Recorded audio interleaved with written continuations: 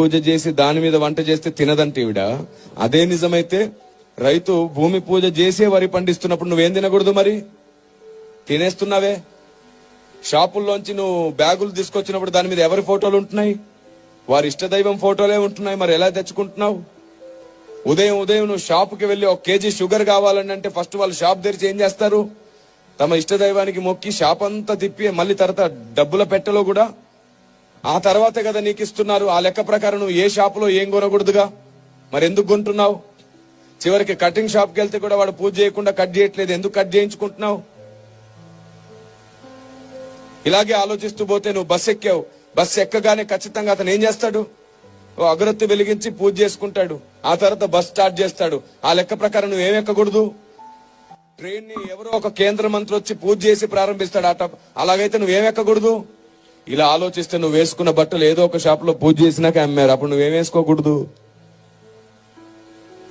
చూసారా? ఈ వీచే గాలి ఉంది చూసారు. ఈ గాలిని హైందవ సహోదరులు వాయుదేవుడా అని మొక్కుతారు. అప్పుడు నువ్వు ఏం పీల్చకూడదు. అప్పుడు కదా చచ్చూరుకుంటావు. బుద్ధి లేని లాజిక్లన్నీ పెట్టి క్రైస్తవ్యాన్ని ఇంకా వ్యతిరేకంగా శత్రువులుగా మార్చేస్తారా? సువార్తకి ఇంకా ఆటంకంగా నిలబడతారా? ఇలాగ ఆలోచిస్తే మీకు తెలుసా, మీరు వేసుకునే చెప్పులు, మనం వాడే ఫోన్,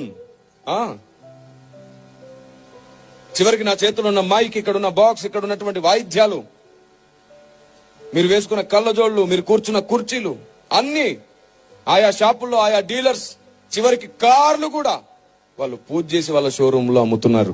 ఆ లెక్క ప్రకారంగా మనం ఏ వస్తువు కొనలేంగా. ఇంకా మీకు బాగా ఇష్టమైన వస్తువు గురించి చెప్పనా? బంగారం.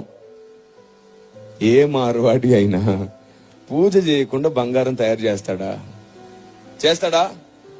ఆలోచించిన ఆశాభంగం తెచ్చి ఇక్కడ పడేయండి.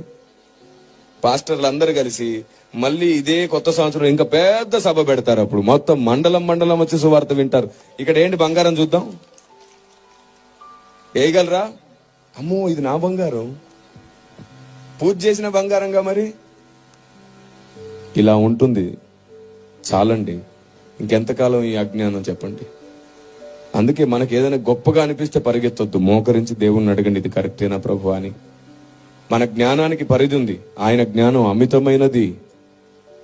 ఆమేన్. అనంత జ్ఞాని ఆయన.